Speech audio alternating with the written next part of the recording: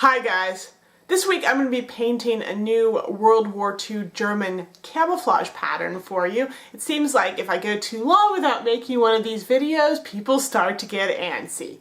Though I should just give a fair warning, there's only so many of these patterns out there, and I'm actually kind of starting to get towards the end of what's available. And I'm going to tell you right now, I'm not going to be doing every possible variant of every single pattern out there. That's just not going to happen, okay? But anyway, for this week, we are going to be painting the infamous palm tree pattern.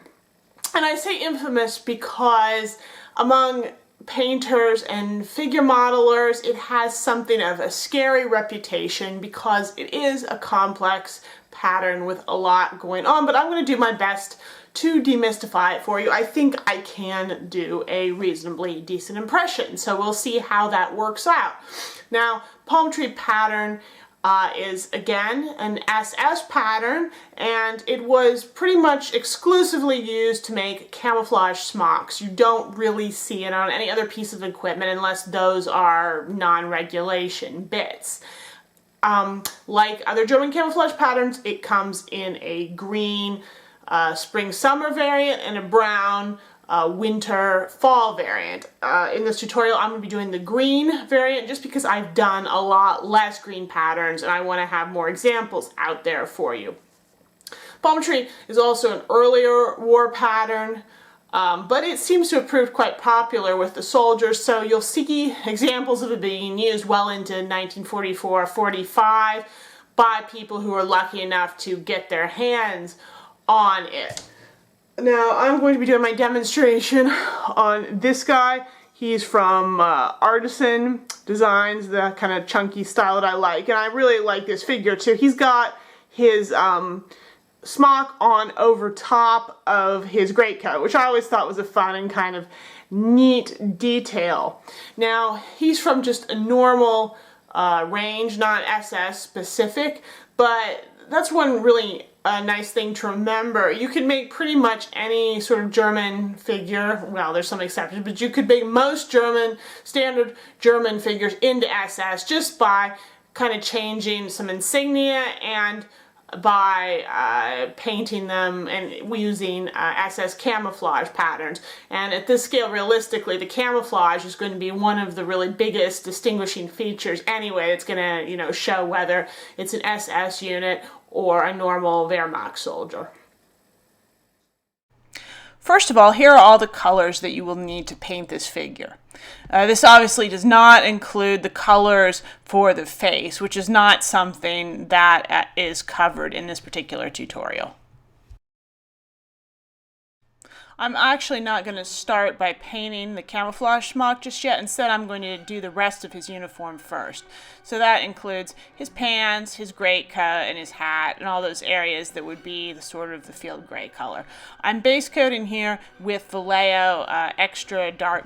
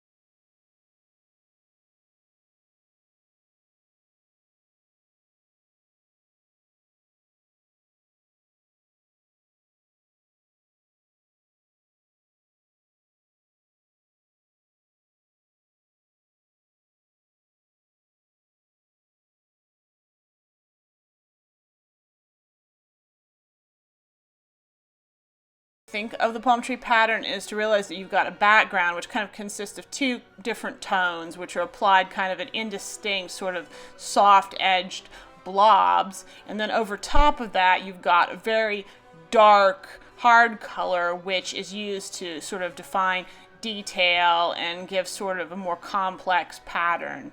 That's what you really notice and what stands out, but it's important you get your background right too. With the green shift, what you're going to have, the two colors in the background are going to be that sort of bright green and then sort of a medium brown, and I'm using beige brown for this. So I've taken it and I've thinned it down considerably so it's pretty transparent here, and you can see I'm just going to be applying it in kind of soft light blobs over top of my green. And you want a variety of sizes of blobs here, so you want some very large blobby areas, but you also want some small blobby areas, and some of them should really be no bigger than just little tiny dots. So it's a mix of sizes, big, small, everything in between, and you want to fill your area up pretty generously with these different shapes. You want to leave some green, but you don't want any really big open areas of green. I'm then going to go back over once I've got it kind of roughed in, and I'm going to sort of brighten and kind of increase the intensity of some of the brown areas, especially the larger ones.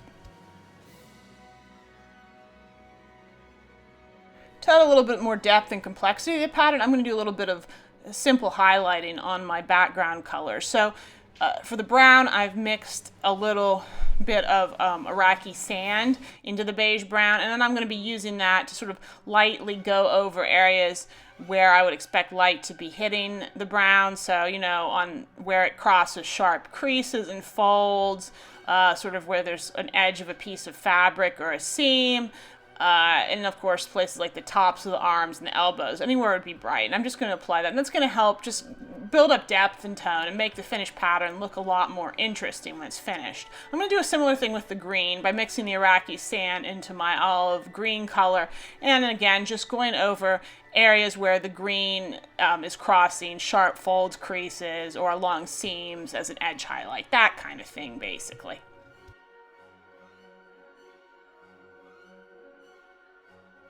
And now we get to this sort of complex part of this pattern, because over the background you've got a fairly involved series of lines, dots, blobs, all different kinds of very different shapes, which are just going to go over top.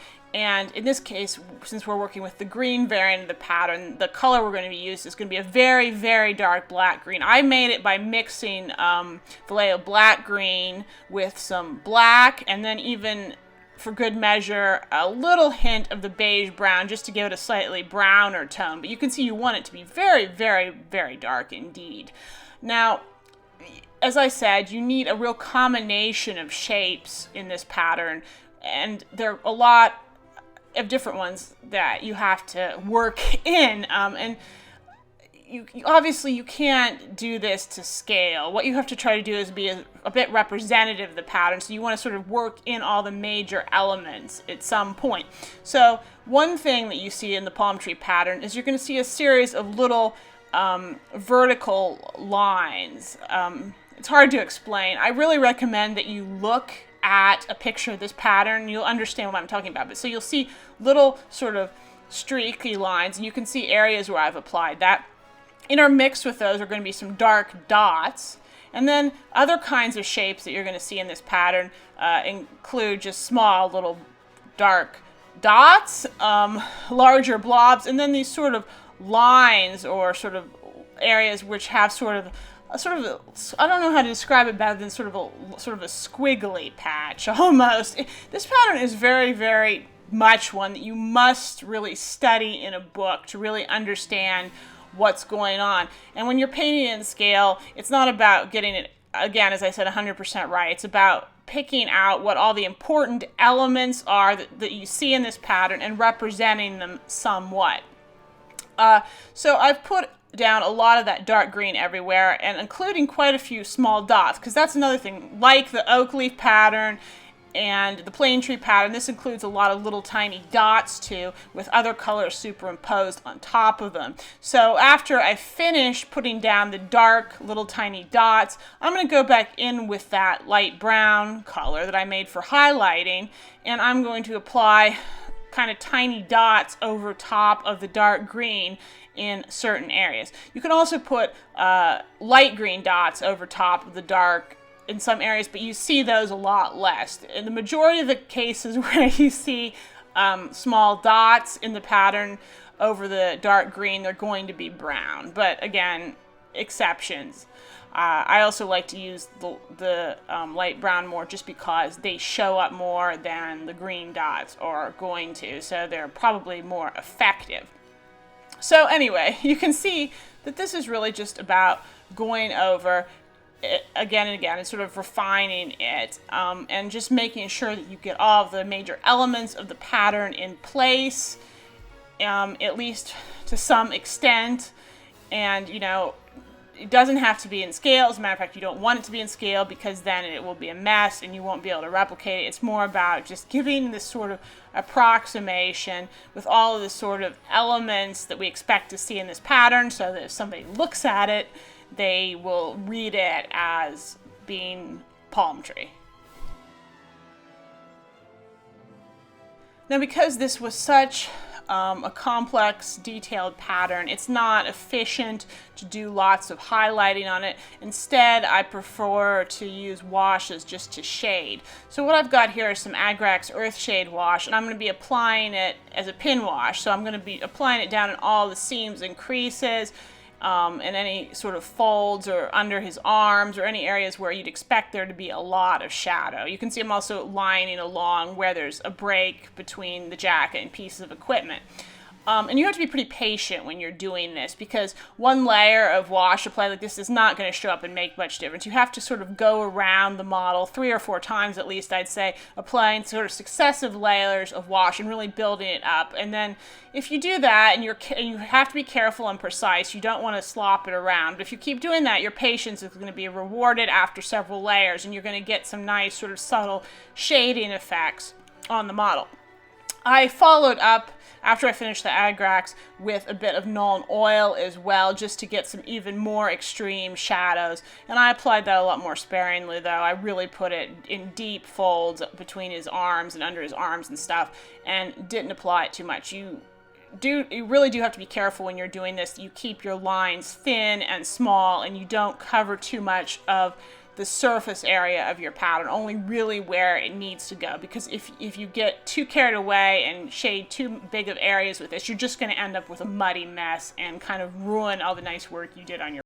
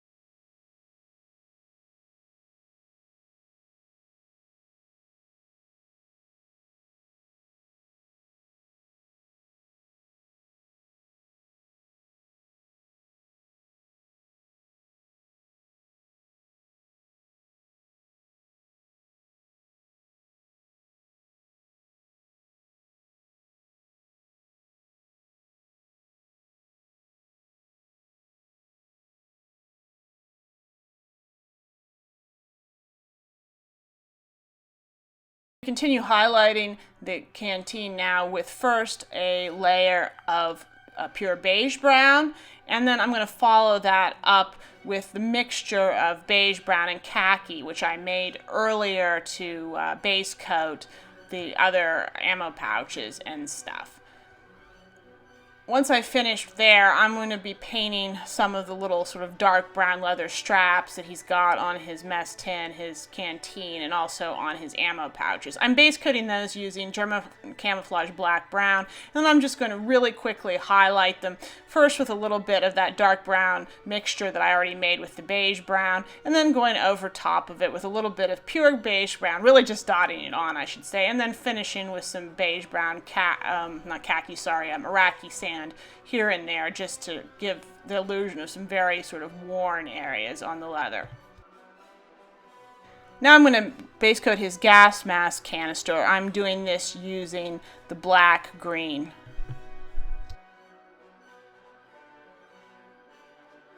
I'm highlighting the gas mask canister by mixing a little bit of the medium olive into my black green as a first highlight. That's pretty subtle, so you probably won't see a lot of difference, and you don't have to worry yet about being messy. I'm then going to lighten it very gradually using just a little bit of the Iraqi sand, and at that point I'm really going to start picking out the different sort of parts of the canister and very finely lining those sort of seams or like ribs in the side. This is always my least favorite piece of equipment to paint because you have to be so precise and careful when you're highlighting those ribs. I did actually then finish off with one final highlight where I mixed a little bit of white into my color just to get it a little bit stronger and brighter. But you have to be careful there. You don't want to go overboard. I'm now going to finish off the metal areas on this figure. That mostly includes his gun. I'm base coating it here with a mixture of German gray and a little bit of Vallejo Air gunmetal. You want a lot of gray in here, obviously, and not too much gunmetal. I'm then going to highlight just by sort of progressively mixing in a couple more dollops of the gun gray. I want to keep it very subtle, though, because these modern assault rifles should not be too shiny or metallic. They should be really more of a dark gray with just a little bit of shine here and there. And you can build up a couple subtle layers if you want. I'm also using this to base coat a few sort of little buckles and toggles on his uniform. I'm then going to finally finish up by taking pure gunmetal, and I'm going to use that more generously on his hardware. And you could also apply some subtle chipping to his mess tin or the top of his canteen at this point if you want, just by lightly making some shiny metal dings and pits. And that's really common. You'll see that this stuff gets dinged up pretty frequently in photos. And you can even add a little bit here and there to his gun on areas where you think he'd have a lot of wear, like on the clip or, you know, around the muzzle. But I really recommend that the shiny metal you use extremely sparingly when you're painting his weapon.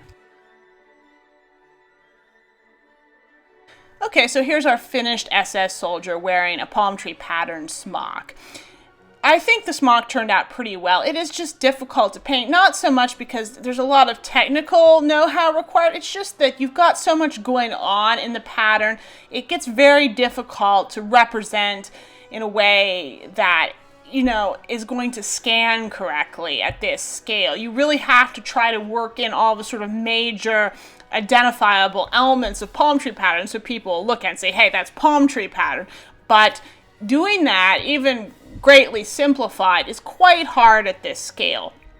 I would not consider this a beginner's pattern, not so much, again, as I said, because it's technically difficult, but you have to exercise some judgment in terms of the scale you use and, you know, how you choose to represent the pattern. I would recommend, it's probably going to work better on a guy with less equipment. So I would choose models where there's more of the smock exposed, because that'll just give you more room to show the pattern. The more room you have to show the pattern, the easier it is to communicate exactly how it looks, because you can just work in more of those sort of classic elements.